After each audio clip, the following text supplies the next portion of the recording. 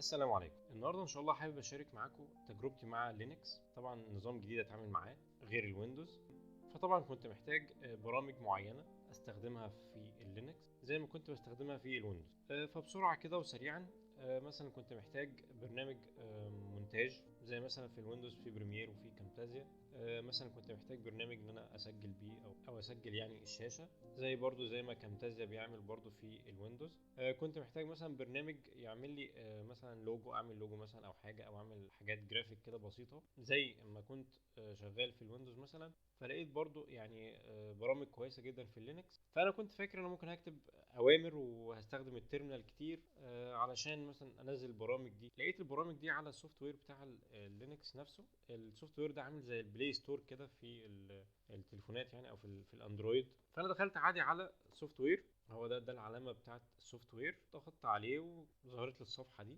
اول برنامج انا كنت مثلا محتاجه كان الفي ال سي. ده بيشغل فيديوهات وكده، وانا عاوز مثلا اسرع الفيديو او حاجه او ابطئه، فده كان بيساعدني برضو في الويندوز، فانا كنت محتاجه في اللينكس. فالفي ال سي اول برنامج معانا. انا بكتب بس في السيرش كده في ال سي، بيطلع لي على طول الناتج ده. هو ده البرنامج في ال سي. ببساطه شديده بعمل بس انستول. طبعا بيجي لي ان انا اكتب الباسورد او الرقم السري يعني بتاع الجهاز. بكتب الرقم السري وهو بيحمل عادي. بقى هو كده دلوقتي حمل معانا. انا هفتح كده اي فيديو عن طريق الفي ال سي كده واشتغل معانا عادي.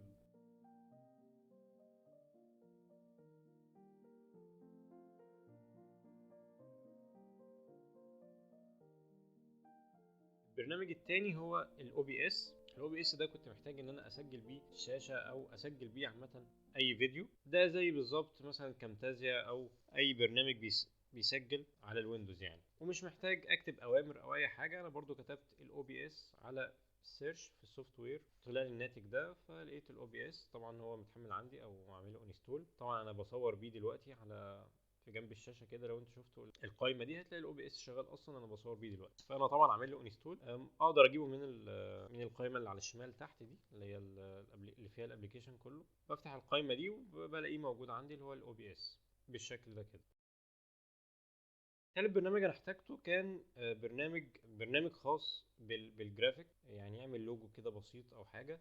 والبرنامج ده كان انكسكيب. انكسكيب ده انا بستخدمه مثلا ان انا اعمل لوجو معين. طبعا بكتب انكسكيب برضو في السيرش، بيجي لي نفس الكلام ده كده. بعمل له انستول. طبعا دلوقتي بيعمل انستول كده. خلاص البرنامج موجود معانا. انا هشغل البرامج دي كلها في الاخر عشان اوريك بس الواجهه بتاعت كل برنامج. طيب رابع برنامج انا احتاجته كان برنامج جيمب. ده برضو علشان زي انكسكيب كده في جرافيك برضو وكده، ونفس النظام. بكتب جيمب في السيرش بيظهر لي جيمب، وده عندي كده معمول له انستول اصلا. وبرضو هوريكم الواجهه بتاعته في اخر الفيديو. بعد كده احتجت برنامج اسجل بيه الصوت، اوديسيتي. برضو في السيرش هكتب اوديسيتي ويظهر معايا ده شكله. بعمل انستول عادي وبكتب الباسورد واسيبه يحمل خالص واشتغل معايا. ده واجهه البرنامج طبعا اوديسيتي. اشغل من الدائره الحمراء، اعمل ريكورد من الدائره الحمراء، واشغل من البلاي او السهم الاخضر ده كده اسجل اصلا كده صوت.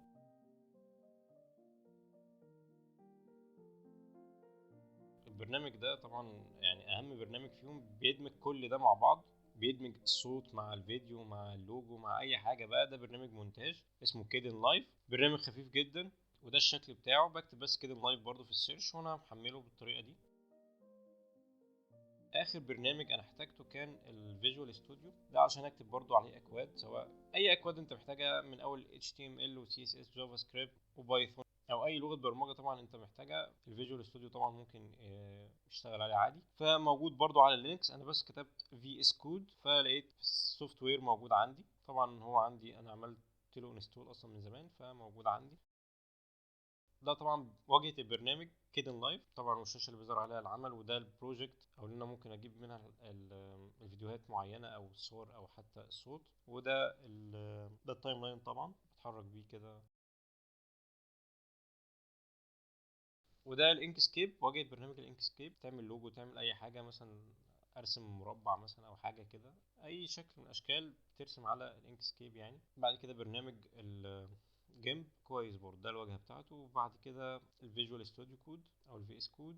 ده شكل البرنامج، وده طبعا اكواد مكتوبه بال HTML و CSS و جافا سكريبت عادي. ممكن اعملها نيو فايل واضيف اي فايل انا عايزه، ممكن بالبايثون عادي. تمام.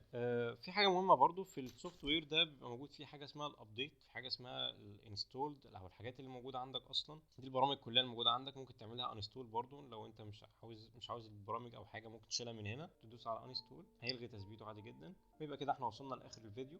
يا رب يكونوا استفدتوا من الفيديو ده، واشوفكم في فيديو جديد ان شاء الله، وفي امان الله. مع السلامه.